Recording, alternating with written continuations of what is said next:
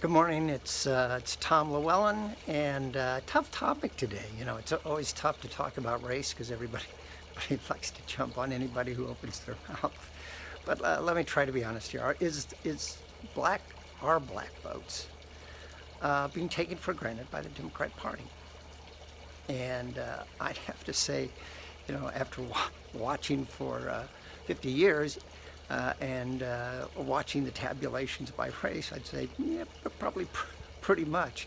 And for worse and worse reasons, right? You know, Joe Biden kind of stepped in it a few weeks ago by saying, you know, you're not black if you vote for a Republican, in this case, Trump. And that's kind of the way you get. If a certain group of people vote for you all the time, you kind of get to the point where you say things like that, even though you shouldn't. And I don't think Joe's a racist by any stretch of the imagination, or that he won't go out and try to work for the African American vote.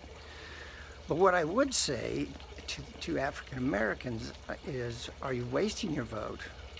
And in this case, neither party, especially the Democrats, who are actively trying to assure that your kids don't get a good education. And this has been going on for 50 years. I grew up next to Ferguson, Missouri, where Ron Brown very sadly lost his life last year.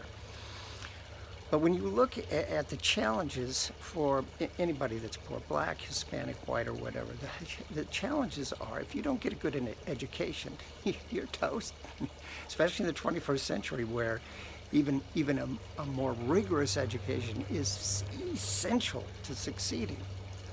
So here's the deal.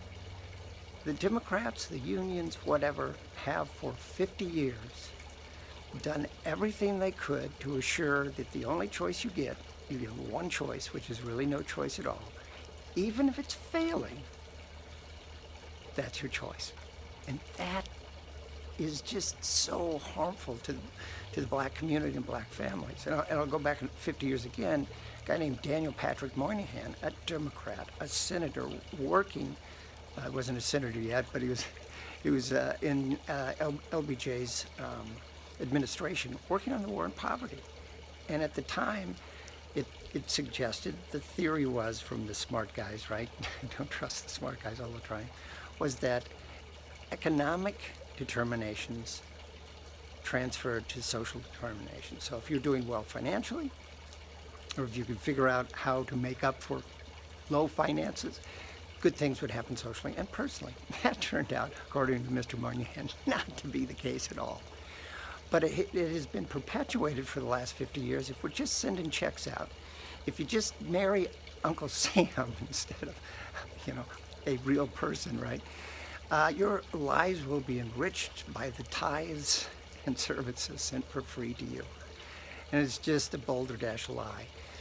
Great policy begins with a great education. And if you can't get it in the local public school, your only choice the unions want you to have and the Democrats want you to have, you gotta have other choices. Now, Civil is proposing enterprise zones that just takes away the right of an education that the state owns and gives it to the parents, which will kind of fix some of this stuff. But at the end of the day, if you keep voting for the people that are taking for granted your vote, people that are actively working against your ability to get your kids educated so they can rise up and be the best that they have the tools to be, then quit voting for them. Now, Republicans have only done marginally better, but if you're voting for either of these parties, and especially if you're voting for a Democrat, you're wasting your vote and you're hurting your kids. So anyway, vote Civil. If you're not in Arizona Congressional District 6, write in yourself, write in Condoleezza Rice, or anybody that you think would be a great leader that's not in either of the two parties. Send a message that your vote is not to be taken granted. I'm Tom Llewellyn. I'll see you next time. Thanks.